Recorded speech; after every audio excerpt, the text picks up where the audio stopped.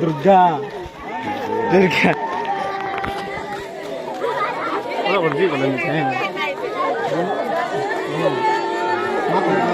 sepuh mati kaki lagi atau cuman enggak lagi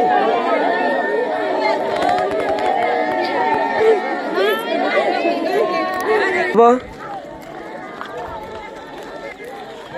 mentah lagi dak dilatih iya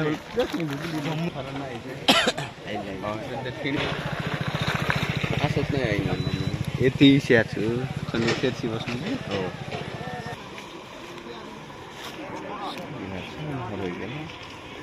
काय करतो बाबू किती रोवायचं लोणी आहे